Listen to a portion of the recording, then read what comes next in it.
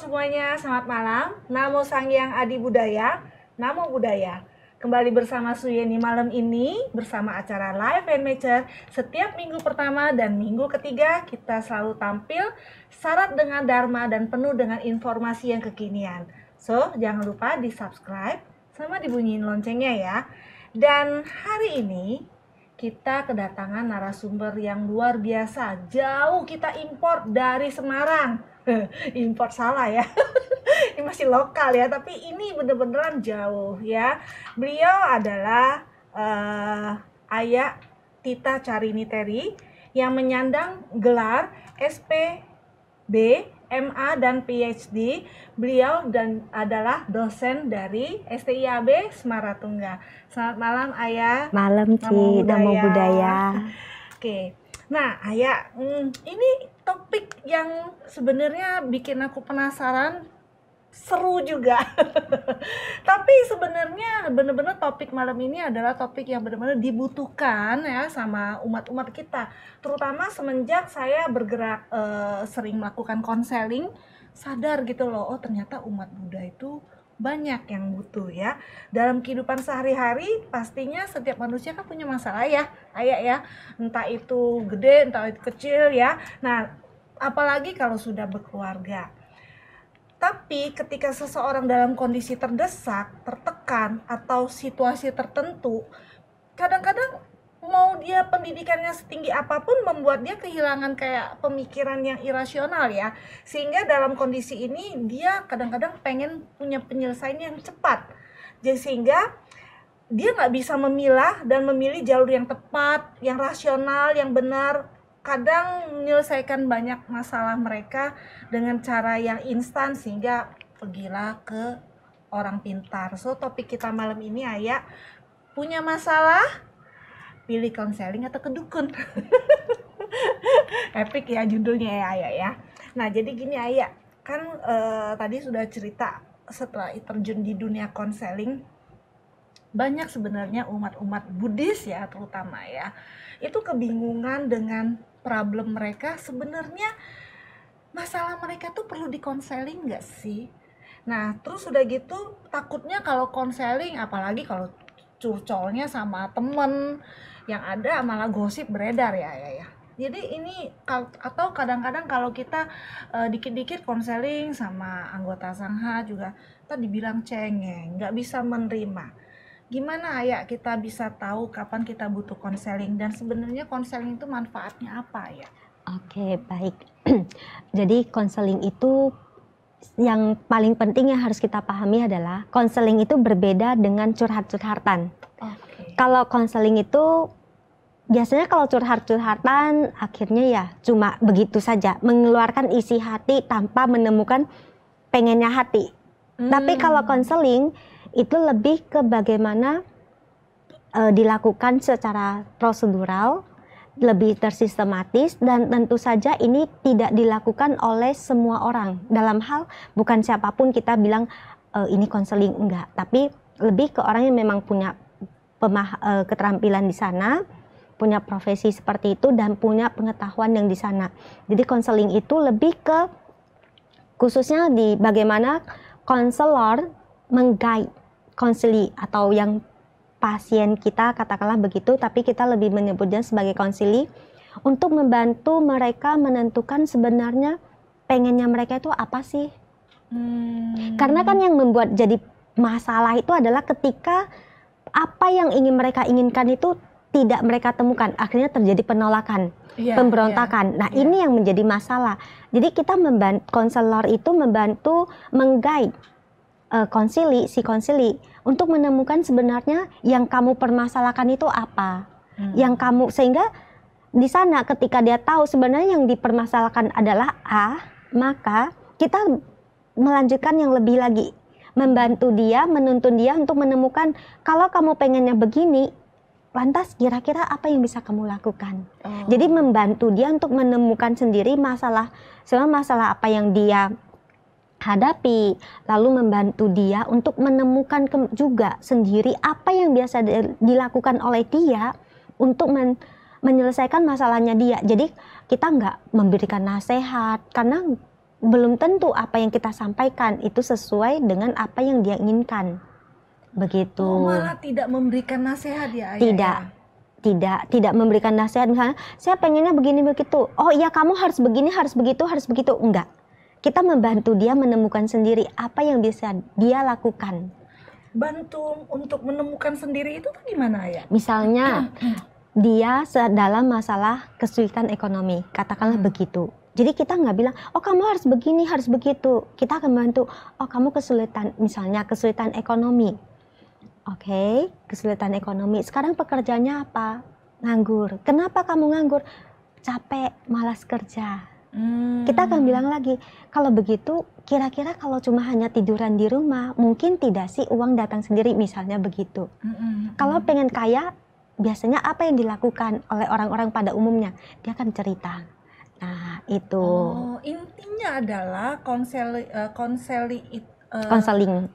itu adalah bagaimana caranya membuat klien atau orang yang datang ke kita itu bercerita dan menyampaikan masalah yang dihadapi, yang dia permasalahkan, dan menuntun dia menemukan penyelesaiannya seperti apa, yang harus tentu dilakukan oleh dia sendiri.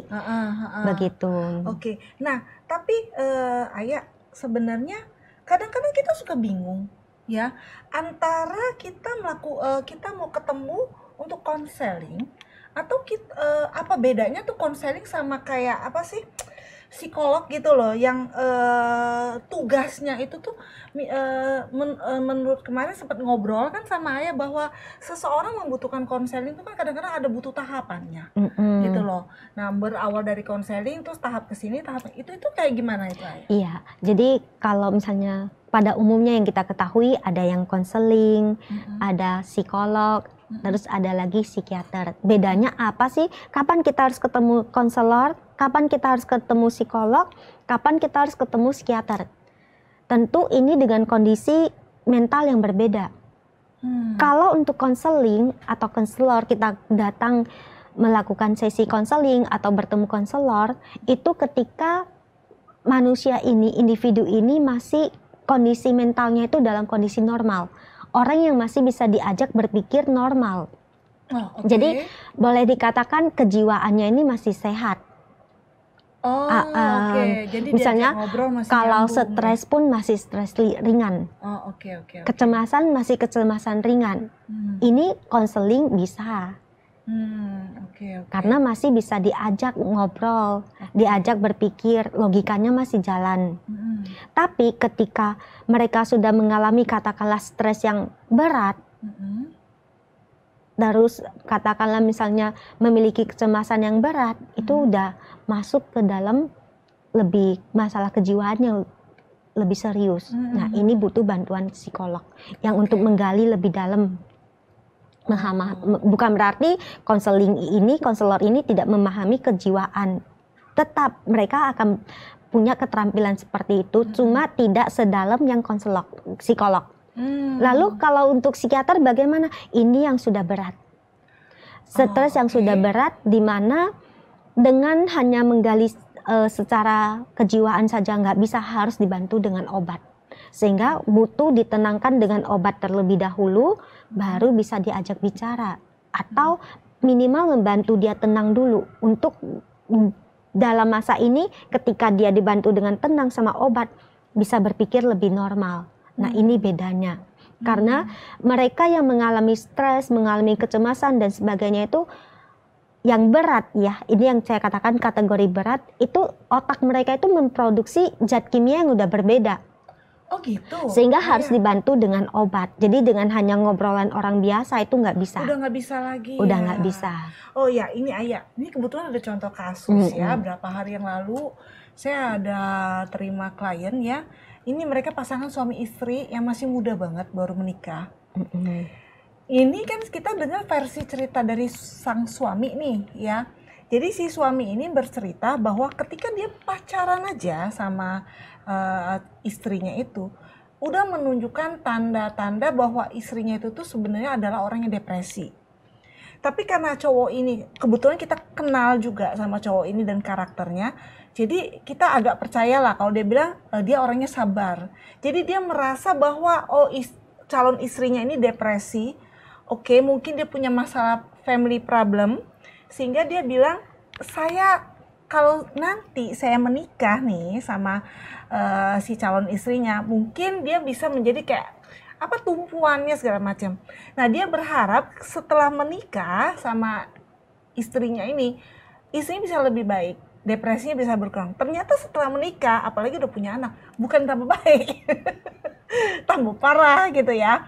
Nah, tambah parah ini yang makin ke belakang ini, ditambah dia suka berubah. Kadang suka kemasukan, kadang dia tidak bisa berperilaku seperti kayak istri dia yang seperti biasa. Misalnya taruhlah istrinya namanya B. Nah, si B ini bisa berperilaku sehari-hari kayak begini. Tiba-tiba ketika kadang-kadang ada misal ketika dia ada pemicunya, ada emosi gitu yang dia merasa kok kayaknya saya marah gitu. Nah, dia bisa berubah jadi si B yang tipe berbeda, sehingga kadang-kadang malah suaminya, jangan-jangan istri saya bipolar gitu loh. Tiba-tiba dia bawa dong ke saya nggak tahu lah ke Viara atau kemana, saya kurang tahu. Pokoknya intinya ketemu sesama umat Buddhis juga. Terus bilang, oh istri kamu ada yang ngikut gitu loh. Dia bentuknya oma-oma berkonde segala macam. Yang akhirnya dia merasa bahwa oh istrinya bisa begitu karena ditempelin sama makhluk, oke? Dan tapi karena dia merasa bahwa oh istrinya tuh kadang-kadang bisa waras, bisa normal, kadang-kadang bisa berperilaku aneh. Terus di tempat-tempat tertentu yang menurut dia kadang-kadang dianggap itu tempatnya angker. Jadi istrinya bisa berubah. Dan in the end, sampai istrinya tuh berkali-kali sekarang sudah menuju ke arah sering mau bunuh diri. Udah melakukannya udah 3 kali dan itu ketahuan. 1 kali dia mau cekik anaknya yang masih umur 2 tahun. Dan terakhir dia pernah sampai mau buka baju, mau lari-lari di keliling kompleks. Nah itu kalau menurut Ayah seharusnya sebagai karena dia merasa dia sebagai umat Buddha, dia merasa pikiran dia masih berharap istrinya itu bisa waras terus, yang seperti normalinya. Dia merasa ketempelan itu dan dia akhirnya ujungnya ya dia bacain mantra, bacain liamkeng. Itu kalau menurut Ayah harusnya prosesnya gimana Ayah itu? Iya, kalau kita lihat dari sisi Buddhisnya dulu ya. Katakanlah misalnya istilah makhluk halus itu misalnya di alam peta. Alam peta lebih rendah dari alam manusia. Itu sudah frekuensinya beda. Jadi yang namanya ketempelan, kesurupan dan sebagainya, kita dalam agama Buddha itu kalau melihat dari hal ini, itu adalah kemungkinannya sangat-sangat kecil. Sangat kecil.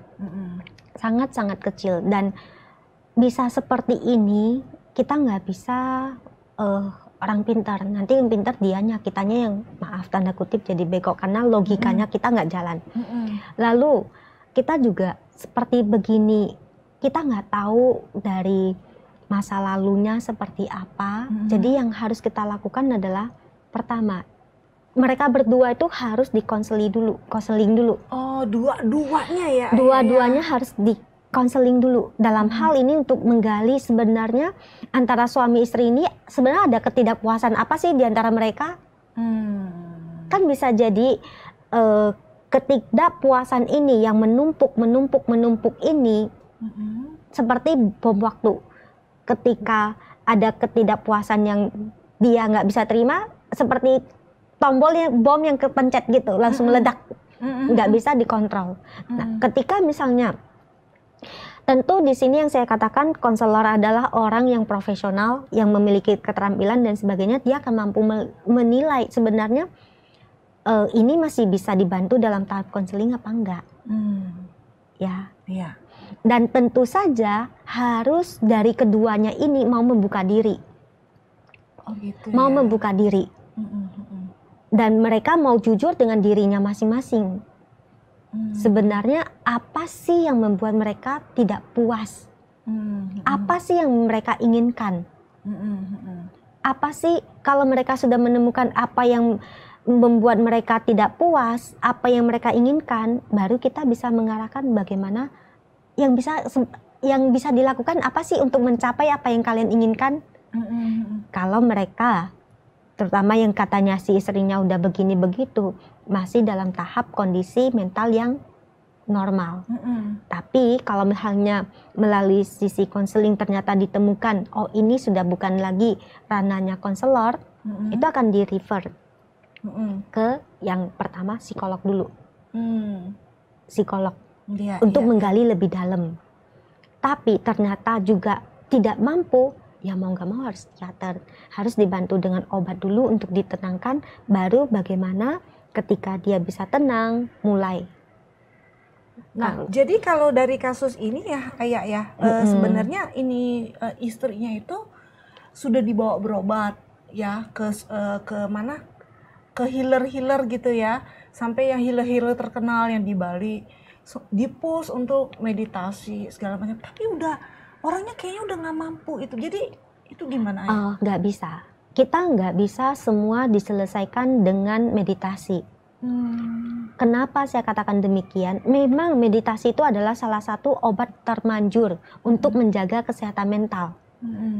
Tapi kalau misalnya orang yang dalam kondisi stres berat disuruh duduk diem, dia akan terus bermain dengan pikirannya sendiri. Itu akan membuat dia semakin stres. Sehingga kalau misalnya nih kita ke pusat-pusat meditasi, kalau kita baca aturannya salah satunya adalah sehat mental dan sehat fisik. Nah, kondisi yang stres berat sulit. Gitu. Apalagi misalnya sampai tahap depresi, sudah sampai tahap pada mental disorder, itu nggak bisa. Itu harus ada bantuan dari ahli. Tapi dengan misalnya dua ini harus jalan sejalan, dengan bantuan ahli dan juga dengan bantuan meditasi. Karena seperti yang saya temuin di Sri Lanka, itu dosen saya seorang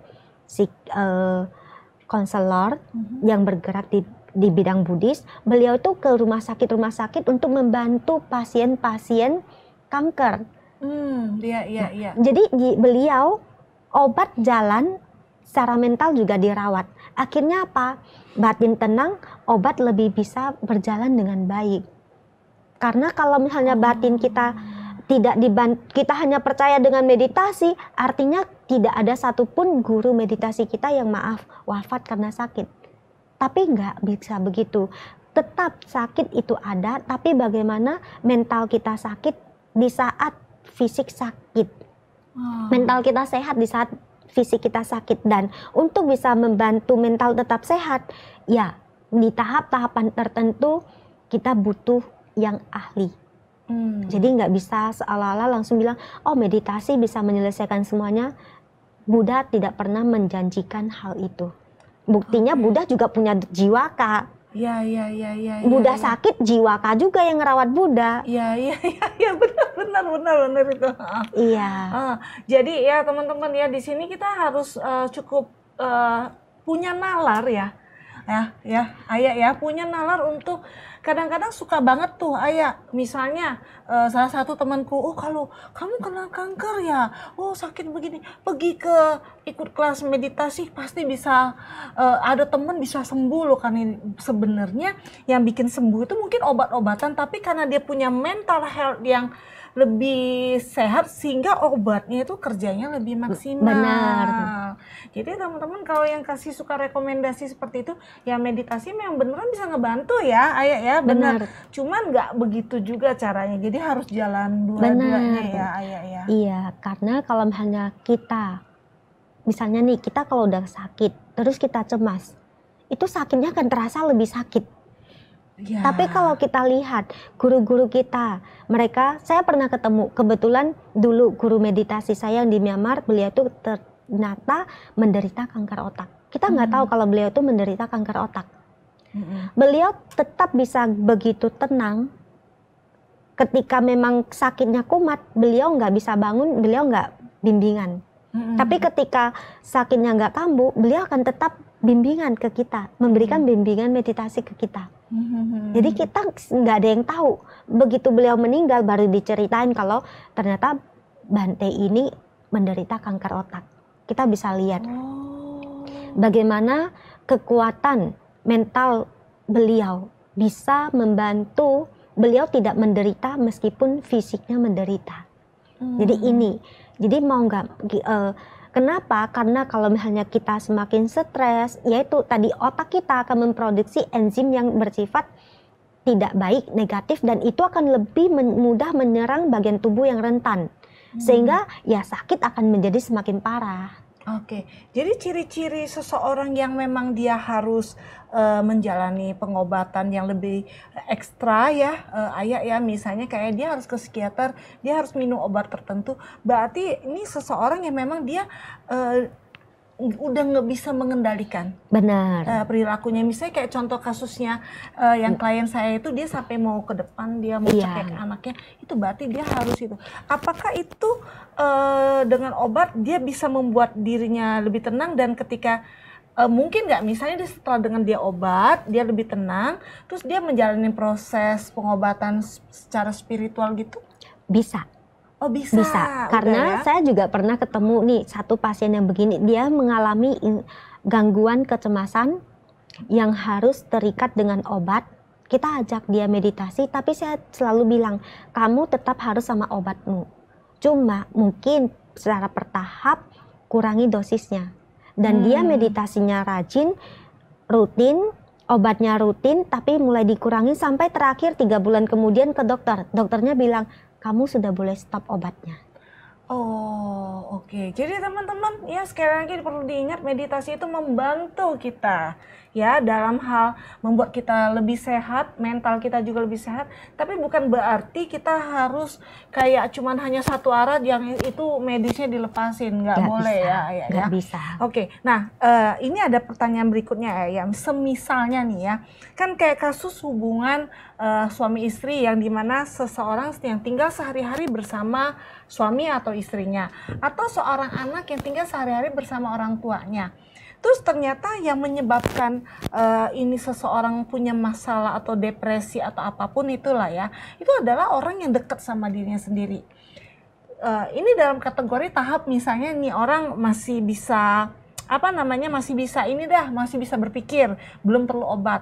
Dia stres, dia pergi ikut kelas meditasi segala macam, dia pulang dengan damai, tapi pulang dia berhadapan lagi dengan, dan kadang-kadang ada seseorang yang punya karakter yang suka memancing emosi seseorang tanpa sebab juga ya.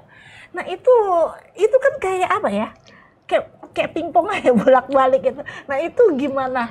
Iya, jadi kalau saya selalu bilang, keberhasilan meditasi itu nggak pada saat kamu duduk diam tutup mata.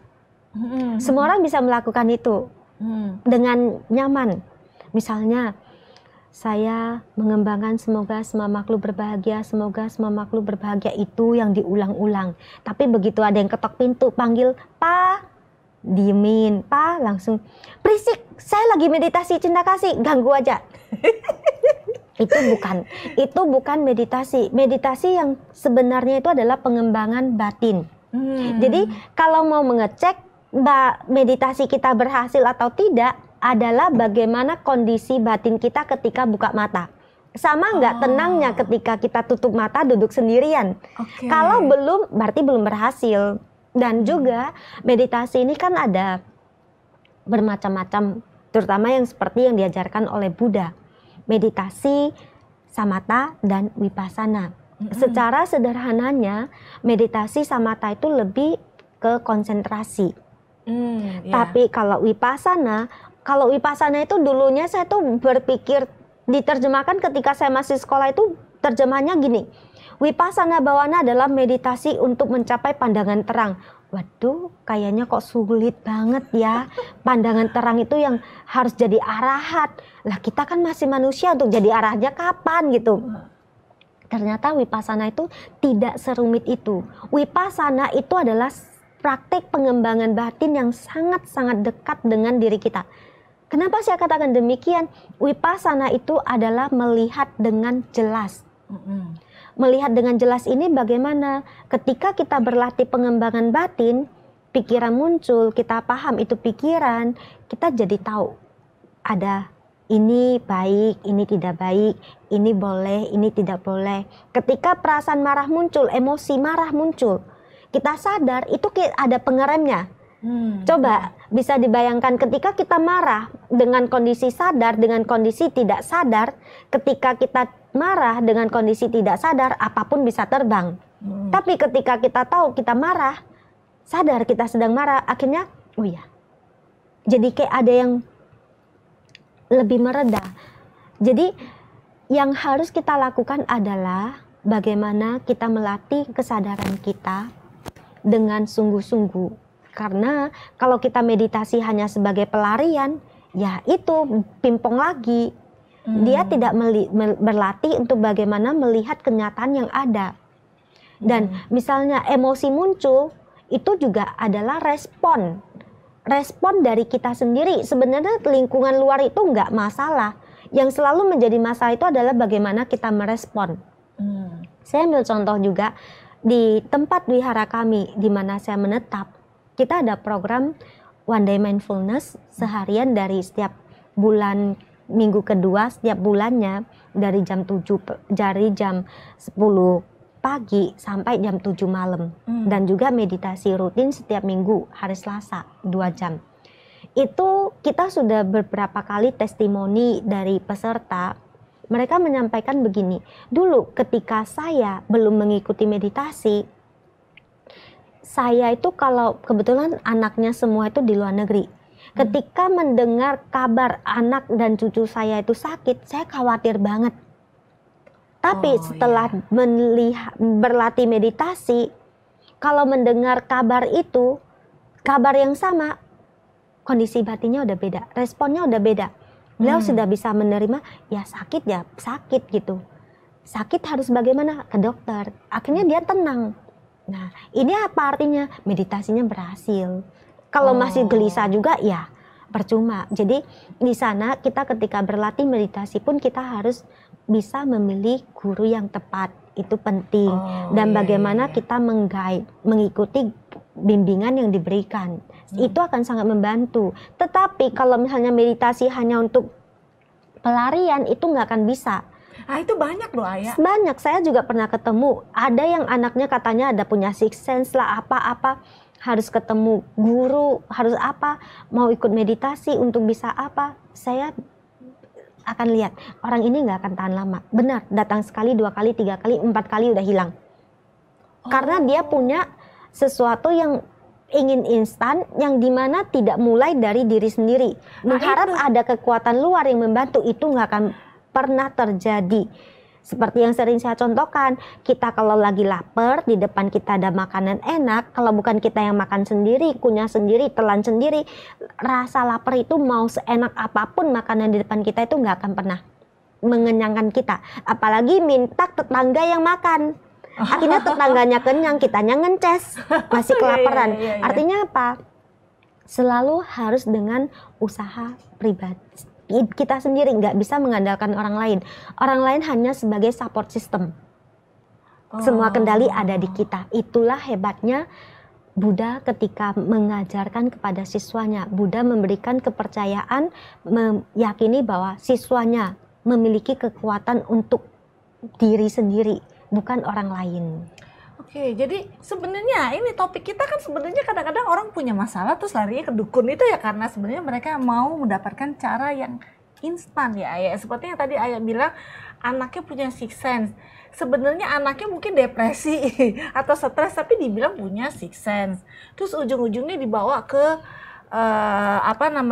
ke kelas meditasi berharap jadi kelas meditasi bisa membuat anaknya lebih tertib kan, lebih tenang, atau jangan-jangan mungkin berharap bikin anaknya bisa jadi terbang tapi ternyata enggak. Iya. Ujungnya pergi ke saya nggak mau sebut. Iya.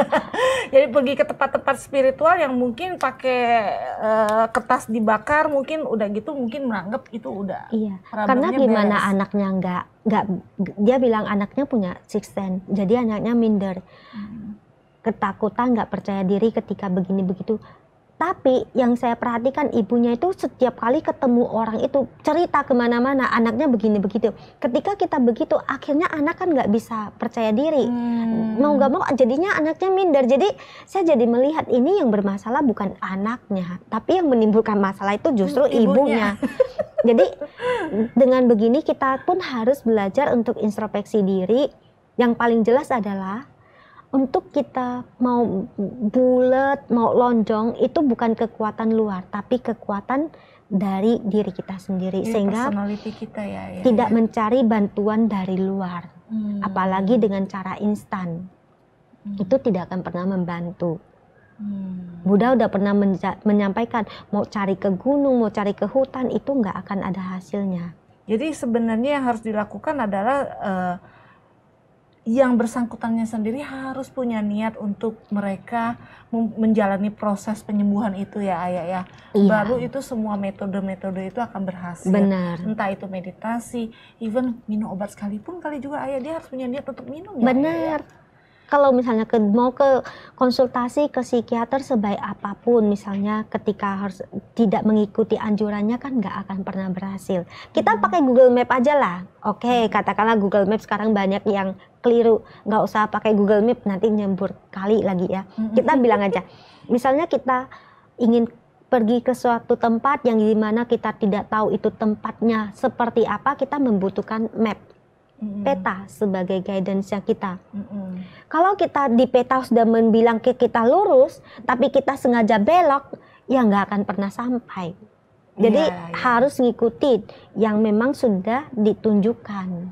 Oke. Nah ini pertanyaan terakhir ya Ayah ya. Misalnya nih, kadang-kadang ada juga orang yang punya anggapan seperti ini.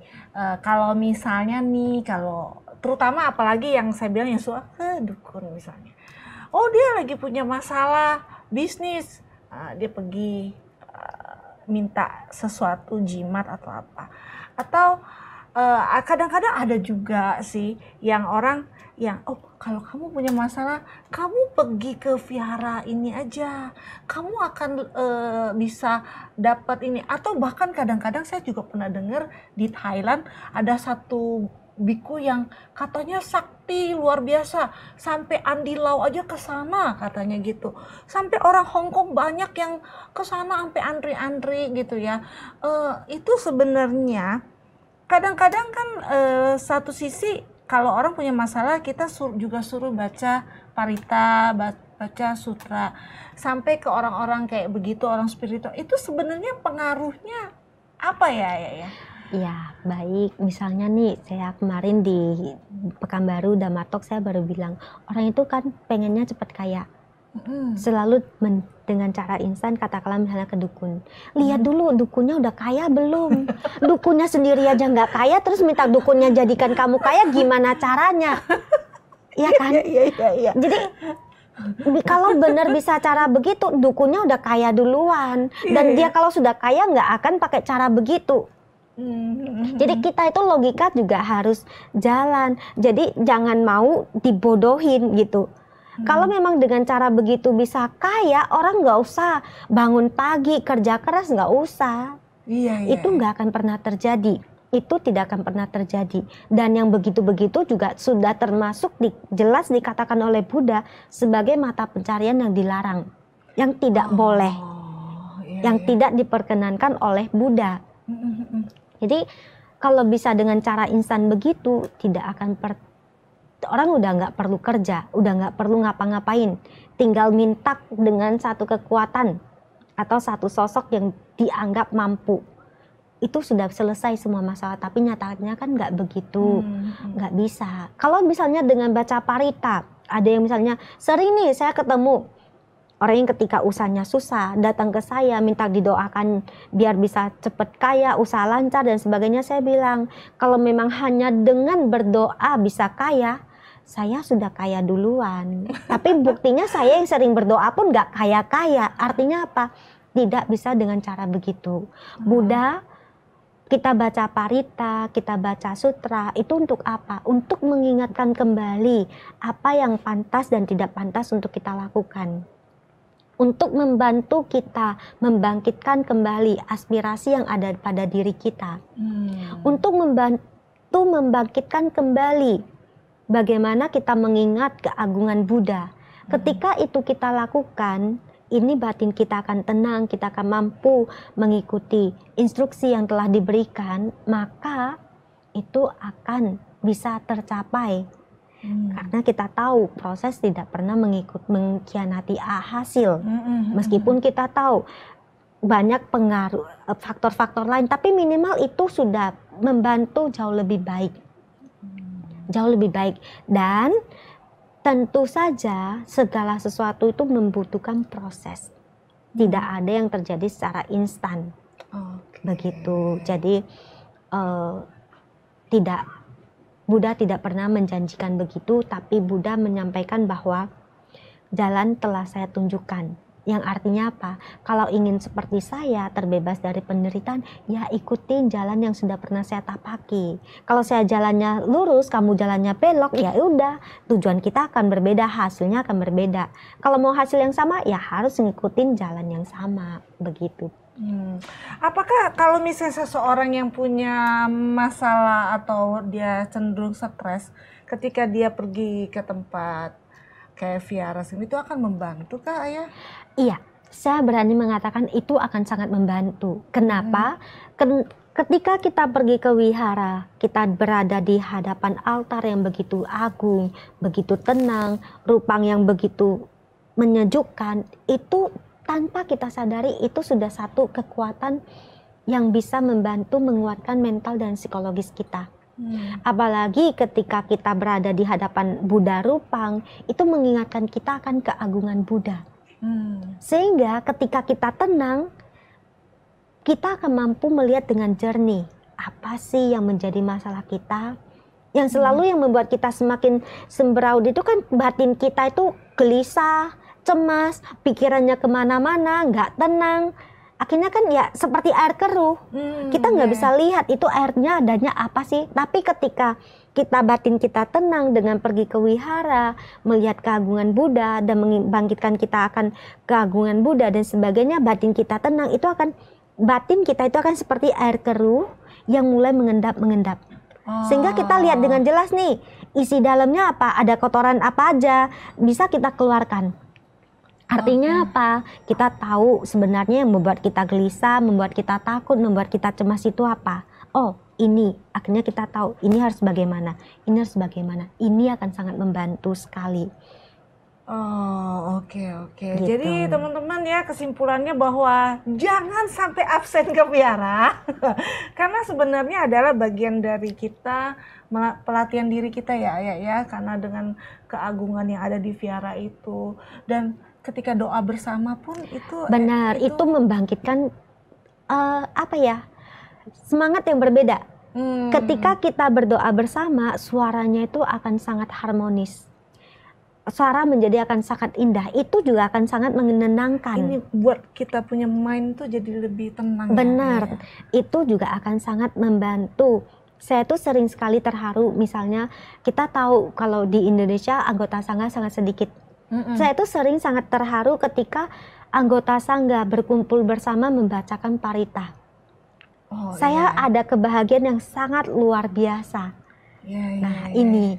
Dan juga misalnya ketika kita ke wihara, kita akan ketemu Kalyanamitta. Ada tempat untuk sharing, berbagi. Nah, ini juga akan sangat membantu. Jadi lebih baik, kalau ditanya lebih baik di wihara saja baca paritanya atau di rumah, saya akan mengatakan jauh lebih baik di wihara karena kita memiliki komunitas dengan energi yang positif ini akan membantu kita sangat baik begitu.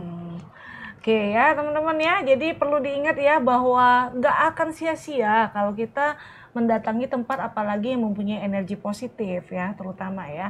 Jadi sekali lagi ya teman-teman, masalah itu akan datang tidak peduli siapapun kamu.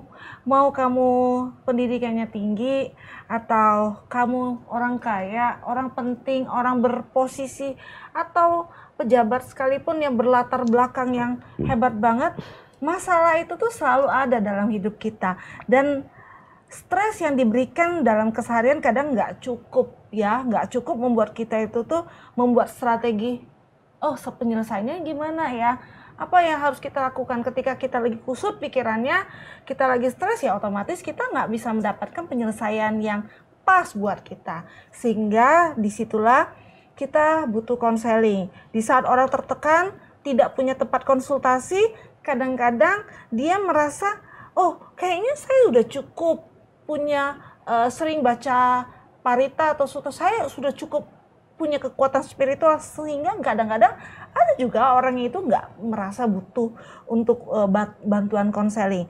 Nah, kadang-kadang ada juga orang karena seperti itu mau cari cara instan, pergilah ke tempat-tempat yang memberikan cara yang cepat solusinya ya, ke dukun kemana segala macam ya.